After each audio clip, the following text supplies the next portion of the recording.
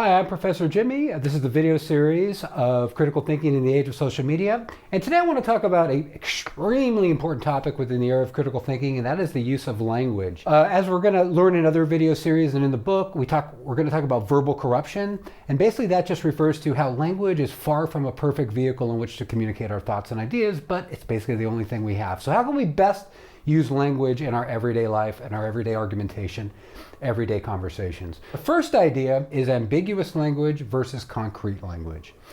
So in our everyday language, we like to use as concrete of language as possible. Ambiguous language can be interpreted in any number of different ways. So I was having a conversation with somebody the other day and they said, "I hate rude people." Well, as I'm kind of a word guy, so I'm thinking of hate and rude, hate and rude, hate and rude. And I'm thinking, okay, what does it really mean to hate somebody? Do you really hate them? What do you mean by that? Are you just using that in more of a connotative way, which I'm going to talk about in a second? Or using it just kind of in a more lighthearted way? What do you mean by hate? Very ambiguous, vague. And then rude. What does it mean to be rude? You might define rudeness as something entirely different than I do. So I said, what do you mean by that? Well, when they don't text you back immediately. Oh, okay, now I got a concrete idea of what you're talking about. When people don't text back immediately. That's a very concrete activity that I can wrap my mind around, where rude just is rather vague. The second area I'd like to talk about is bypassing. Bypassing is something we've got to be very careful of, and that is simply the process of two people using the same word, but meaning two entirely different things. So we see this between a lot of generations. You know, the younger generation will take a word and kind of hijack it and mean it to be something entirely different than what perhaps an older generation intended it to be. So a fun example is the word sick. You know, when you say sick to me, I think of unhealthy and needing to go to the hospital. Younger generations use the word sick and it means kind of cool. Hey man, that's sick. So there's all kinds of different words that we might be using the same, but we're meaning two different things. Now, sick is a very simple word, but when you take words like, you know, what is fairness or justice or loyalty or freedom, or some of these, you know, much more ethereal words, are we using those the same way? So it's always good to define your terminology and make sure that you're defining those words in the same way. The third area that I'd like to talk about is the use of jargon. Now, you may have heard the word jargon in a negative sense, like, oh, that's just jargon. But jargon is a very specialized language for essentially a very specialized group of people. And when jargon is used correctly in the right sense, it could be extremely effective. So you think of just about any profession. I don't care if you're a plumber, electrician, a professor, you name it, a banker. Every little profession has their use of jargon and their specialized language that they use. Now, jargon becomes problematic if you start using that jargon language outside of that specialized group, and that's where the language process can get really fuzzy and confusing. So it needs to be used within. Now, I know when I started teaching, I had to learn a whole new language of things that I'd never heard before, where other people are just kind of passing these words along as if they're common knowledge.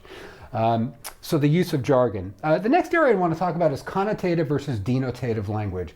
I talked about the person who says, I hate rude people. When they say hate, my guess is they were using that word in a connotative way, meaning connotative is more the emotional impact of a word, okay, of a phrase. Where denotative is the dictionary term of a phrase. I can always remember denotative by the D, by the dictionary term of the phrase. So a great example of connotative versus denotative is the use of profanity. So if you stub your toe and say, oh shit, okay, you're using that in a connotative sense, meaning I'm expressing my frustration and anger and pain right now. I'm not using it to mean, okay, fecal matter that is expelled from the body. That would be the denotative, and that's not the way I'm using it.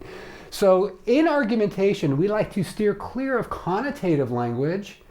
Now, I didn't say in persuasion, I think you can use connotative language, but in argumentation, where it's much more formal, we want to stick with denotative language whenever possible. The next area I want to talk about is the whole idea of euphemisms versus diaphemisms. We should be aware that they exist. And that is, euphemism is putting a positive spin on a word that is maybe just a very ordinary thing that we make somehow better than it really is. And a diaphemism is a negative spin on a word where we make something worse than it really is. We can see how different professions do this. You know, they used to be called the garbage man. There were garbage men growing up, but now they're sanitation engineers. We see the military use a lot of euphemism and diaphemisms. In fact, when someone in our military kills somebody else in the US military, you know, it's not called the murder of a fellow soldier. It is called friendly fire. That is a euphemism for killing, okay? You see it also in the terms of, like, we may call another country's missiles scuds, which we have been known to do, especially in the Iraq War in the early 90s. But of course, our missiles are, the Tomahawks and the freedom fighters. We give them a positive spin. So we really need to be careful in language to use those words properly and to realize when somebody else is using those words. For example, even when somebody dies now, we say, well, they've passed away, which is a softer, more euphemistic version of death. And finally, the last theory I want to talk to you about as far as language is a Sapir-Whorf hypothesis. Benjamin Lee Whorf, Edward Sapir, these are two linguistic theorists. And this hypothesis suggests that you could tell the prejudices of a culture and their bents based on their language. So if a culture and a language has a lot of words for a particular thing, well, it probably shows that they prefer those things and they have cultural leanings towards those things. If they don't have any words for those things, they probably don't value those things. So an example I like to give is, how many different words do we have for money in contemporary society? I mean, we have a ton of them. Dollars, donuts, Benjamins, there's all kinds of slang for different money because I think we value money. How many different words do we have for tree?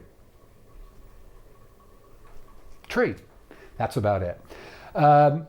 So the Sapir-Whorf hypothesis suggests that you can even see the prejudice of a culture. So how many different words do we have for promiscuous females in our culture? There's a lot, and they're not very flattering. How many for promiscuous males? Not very many, and the playa is usually in a more positive sense than a negative sense. So that's the Sapir-Whorf hypothesis in a nutshell.